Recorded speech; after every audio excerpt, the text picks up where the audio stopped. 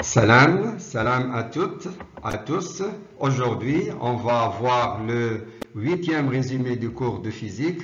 Donc la deuxième et la dernière partie du dipôle RL. Donc on va parler de la rupture du courant et de l'énergie emmagasinée par la bobine. On commence. Alors, maintenant, on va utiliser le dipôle RL, dans le cas d'un échelon de tension descendant. Alors, je vais utiliser le circuit suivant. Alors, qu'est-ce que vous remarquez ici? Nous avons un générateur, une résistance, un conducteur ohmique, une bobine, et j'explique, ça c'est ce qu'on appelle la diode, diode électroluminescente. C'est-à-dire, si jamais il y a courant, elle va s'allumer comme une petite lampe. Voilà, c'est un indice de passage du courant. Alors la diode, on va rappeler la diode que nous avons vu entrer en commun, c'est un dipôle qui ne laisse passer le courant que dans un seul sens. Dans notre cas, de la droite vers la gauche, le courant il peut passer, mais de la gauche vers la droite, c'est le sens bloqué.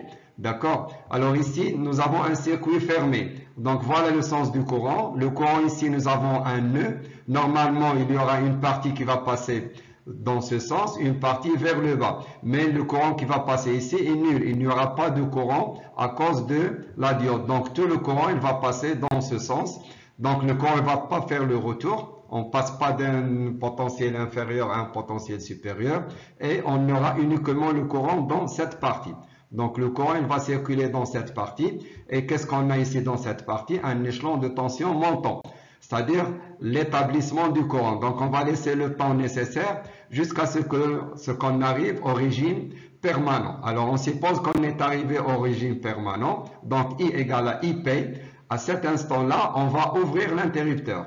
Donc notre objectif, c'est ça. On veut savoir est-ce que le courant il va s'annuler instantanément.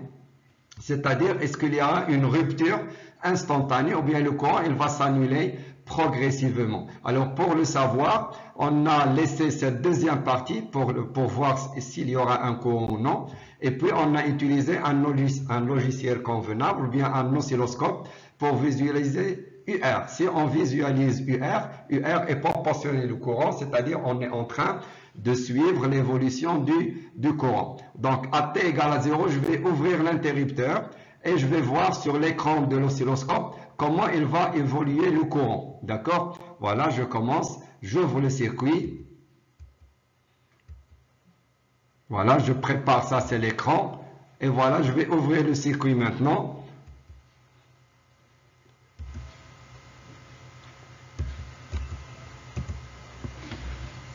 Voilà.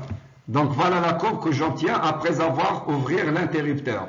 Donc la valeur, le courant a commencé d'une certaine valeur, ça on le sait d'avance parce qu'avant d'ouvrir le courant, on sait que le courant est arrivé à sa valeur maximale qu'on appelle le courant du régime permanent. Ce courant, il va être le début, c'est-à-dire on va le noter aussi I0. Il va être l'instant initial de la deuxième étape. Alors maintenant, qu'est-ce que vous voyez? Le courant, elle s'annule, mais pas instantanément. Elle va s'annuler progressivement. Donc voilà, c'est ce qu'on appelle la rupture du courant. Donc c'est une rupture progressive. Alors, d'une façon plus simple, pourquoi le courant ne s'annule pas instantanément? Ben, c'est à cause de la bobine, à cause de l'inductance de la bobine. La bobine, elle retarde la rupture du courant comme elle a retardé l'établissement du courant. Si on veut allumer, le courant ne va pas s'allumer instantanément, si le mot est juste, mais lorsqu'on veut annuler le courant, il ne va pas s'annuler instantanément, c'est toujours à cause de la bobine, et plus exactement, ça c'est ce qu'on appelle l'effet de l'inductance. Voilà, donc ici c'est ce qu'on appelle la rupture du courant. Donc à propos des notations, le courant IP c'est le régime permanent dans le cas du régime de échelon tension montant. Et lorsqu'on passe à un échelon de tension descendant, ça s'appelle I0. Donc c'est la même expression. Voilà, donc n'oubliez pas, à propos, la tension de la diode, elle est négligeable. La tension entre les bornes, c'est ce qu'on appelle la tension C, elle est négligeable par rapport à la tension UR et la tension UL. C'est pourquoi je n'ai pas mentionné ici la tension entre les bornes de la diode. Voilà, la suite. Donc cette partie, c'est comme on a vu avant, c'est ce qu'on appelle le régime transitoire. Et puis, à partir de cet instant, ce qu'on appelle le régime permanent. Donc la durée de la rupture, c'est à peu près 5 taux. C'est ce que nous allons voir tout de suite. Voilà, donc ce que je viens de représenter ici, c'est le courant avant d'ouvrir l'interrupteur. Qu'est-ce qu'on a dit? Avant d'ouvrir l'interrupteur, le courant est arrivé à sa valeur maximale. Donc le courant, il est en régime permanent. À un certain moment, on veut faire la rupture, on veut ouvrir le circuit, le courant, il va diminuer progressivement. Qu'est-ce que vous remarquez? Les deux parties sont liées. On dit que la courbe est continue à l'instant t égale à 0. C'est-à-dire le courant, il est en régime permanent et elle va s'annuler progressivement sans qu'il y ait une séparation entre ces deux moments. Voilà, la suite.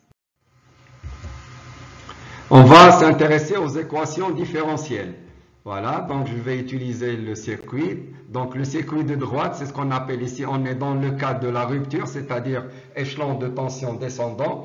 On suppose qu'on est arrivé à l'instant où le courant est à sa valeur maximale et on va faire ouvrir le circuit, on va suivre l'évolution du courant. Alors qu'est-ce que vous remarquez? Vous avez UL plus UR, ça c'est négligeable, donc on n'a pas de générateur, donc UL plus UR égale à 0. Donc on va utiliser la loi d'additivité. La seule différence, c'est qu'au lieu d'écrire ici E, la force électromotrice, on n'a pas de générateur, donc la somme, on a un circuit fermé, donc égal à 0. Et je remplace UL, l'expression RI plus L, la dérivée du courant. UR, c'est égal à R fois I. On va factoriser par I ici, donc on aura R total, R plus petit r. Puis on va diviser par la résistance totale, on aura L sur la résistance totale, fois la dérivée du courant, plus I. Donc on a fait ça plusieurs fois. Et puis on va dire que cette constante, c'est ce qu'on appelle la constante de temps. Voilà. Donc, L sur R total, c'est ce qu'on appelle la constante de temps. On l'a vu aussi dans le cas de l'établissement du courant. La solution, vous n'êtes pas censé connaître la solution. On vous la donne dans les exercices. C'est juste pour se familiariser avec la solution. Donc, I égale à E sur R total fois exponentielle. Qu'est-ce que vous remarquez? À T égale à 0, exponentielle 0 égale à 1. Et on aura, quelle est la valeur de I à T égale à 0? C'est E sur R total. Et ça, c'est quoi cette expression? C'est le courant en régime permanent. Donc ça, c'est IP ou bien c'est I0. Voilà. Donc il y a une deuxième équation différentielle en fonction de, voilà, ça c'est I0 ou bien IP. Donc la deuxième en fonction de UR. Donc c'est pas très demandé dans les exercices, mais je vais la traiter. Donc on aura UL plus UR. Je remplace UL, RI fois L dérivée du courant, plus UR. Et je remplace I. C'est quoi le courant I? C'est UR sur R. Et c'est quoi le courant I? C'est aussi UR sur R. Ici, nous avons UR et UR. On va factoriser. Voilà, on aura l'expression suivante. On va mettre ici le même dénominateur. On aura l'expression suivante. Puis on va multiplier par R et diviser par R total. On va multiplier par l'inverse de cette quantité. Et si vous remarquez, on obtient la même forme de l'équation différentielle. Au lieu de UR, ici nous avons I, ou bien au lieu de I, ici nous avons UR. Donc la solution c'est la même. Donc UR tout simplement, à partir de cette solution, vous pouvez connaître la solution. UR égale à R fois I, c'est-à-dire toute cette quantité, vous allez la multiplier par R. Donc le plus important c'est l'équation différentielle vérifiée par le courant, et il faut connaître par cœur l'expression de taux, c'est égal à R sur la résistance totale du circuit. La suite. Alors, on va s'intéresser à l'expression de la tension au bord de la bobine. Donc, d'après la loi d'additivité, on a UL plus UR égale à 0. Donc, je fais passer UR de l'autre côté, ou bien je remplace UR par son expression. C'est R fois I, puis je fais passer vers la droite. Donc, UL égale à moins R fois I, ou bien égale à moins UR. Et je remplace I, la solution de I. Qu'est-ce qu'on obtient finalement? Que UL égale à moins R fois E sur R total fois exponentielle moins T sur taux. On va considérer un cas particulier, ce qu'on appelle la bobine idéale. C'est-à-dire la résistance de la bobine est négligeable. Donc, supposons que c'est égal à 0. On simplifie R par R et on obtient l'expression simplifiée de la tension de la bobine. On obtient moins tout simplement E fois exponentielle moins T sur taux. Je vais essayer de représenter les courbes de l'évolution. Voilà, donc l'axe du temps, ici l'axe de la tension UL. Donc à T égale à 0, qu'est-ce qu'on aura? Exponentielle 0, ça fait 1. Donc UL va commencer de moins R fois E sur R total. Dans le cas général, dans le cas particulier, exponentielle 0, donc UL, elle va commencer de moins E. Donc, soit elle commence de moins E, soit elle commence de moins R fois E sur R total. Donc, voilà les deux cas. Donc, soit elle va commencer de moins R fois E sur R total, comme je l'ai dit, ou bien de moins E. Et à l'infini, exponentielle moins l'infini, ça fait 0. Donc, UL, elle s'annule à l'infini, c'est-à-dire en régime permanent. Et voilà la courbe de l'évolution de la tension de UL. Donc, si vous voulez, on peut l'expliquer autrement. UL égale à moins UR. UR, c'était une fonction décroissante. Et voilà, ici, c'est l'inverse de cette fonction. Ça aussi, elle est décroissante en valeur absolue. En valeur absolue, donc nous avons une valeur, elle va s'annuler. À propos de la constante de temps, vous pouvez toujours utiliser les méthodes que nous avons vues dans les cas précédents de RL ou bien RC. C'est-à-dire, si vous avez la tangente, c'est le point d'intersection, l'abscisse du point d'intersection avec le régime permanent. Si vous travaillez avec les pourcentages, dans ce cas, vous allez utiliser 0,37. D'accord? Vous prenez cette valeur, vous la multipliez par 0,37 et vous faites la projection, vous trouvez la valeur de taux. Je n'ai pas fait la tangente parce qu'on a fait ça 3 fois. D'accord? Donc ça, c'est la 4e fois. Donc on utilise toujours la même démarche. La suite. Alors pour finir, avant de finir, on a 2 cas à voir. L'énergie magnétique. La bobine, lorsqu'il reçoit le courant, elle emmagasine de l'énergie. Cette énergie, ça s'appelle l'énergie magnétique. Si vous voulez savoir, voilà, premièrement, on peut montrer que l'expression de l'énergie de la bobine, c'est 1 sur 2 L fois I au carré. Et l'unité, c'est toujours en joules. Donc, c'est une énergie magnétique, ce n'est pas une énergie électrique comme le condensateur. Le condensateur, il emmagasine l'énergie sous forme de charge électrique. La bobine, elle emmagasine l'énergie sous forme d'un champ magnétique.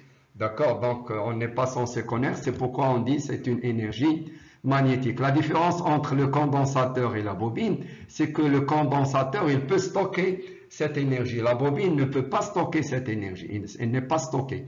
D'accord? C'est-à-dire, on peut débrancher le condensateur et l'utiliser dans un autre circuit et récupérer l'énergie. La bobine, si elle est débranchée, le courant s'annule et elle perd son énergie. Donc, on ne peut pas stocker de l'énergie dans une bobine. Voilà, la suite. Alors, il y a un phénomène qu'on appelle la surtension au bord de la bobine.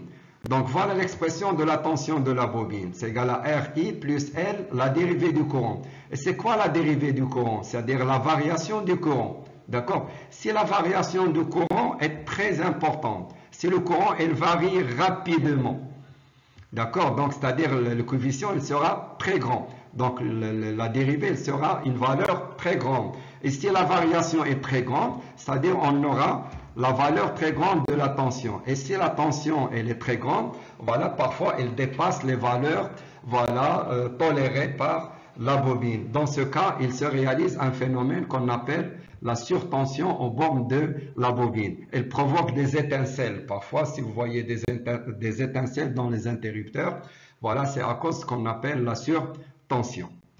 Alors maintenant, dernier cas qu'on va utiliser, c'est l'analyse dimensionnelle de la constante de temps. Donc on a la constante de temps, taux c'est égal à L sur R total. Comme je l'ai dit, il faut l'apprendre par cœur. Alors maintenant, on va parler de la dimension. Donc c'est quoi la dimension de taux?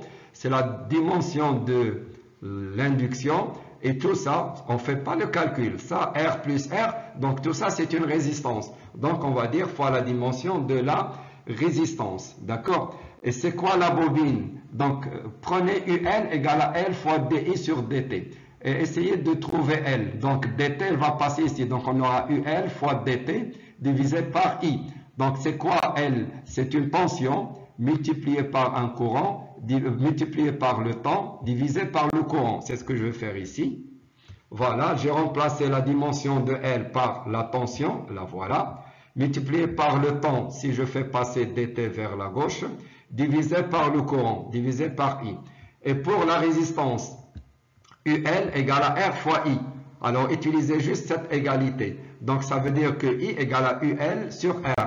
Donc, c'est la dimension de...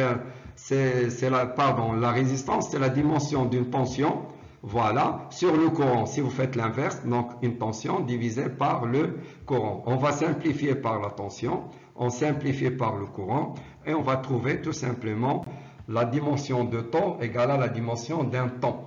D'où l'expression, donc taux à la dimension d'un temps, et c'est pourquoi on utilise la seconde dans les exercices. Dans les examens, vous pouvez écrire ça directement, bien vous pouvez justifier en écrivant la relation de UL ou bien la relation de UR. Voilà, donc j'espère que c'est clair. Au prochain résumé, bon courage, merci.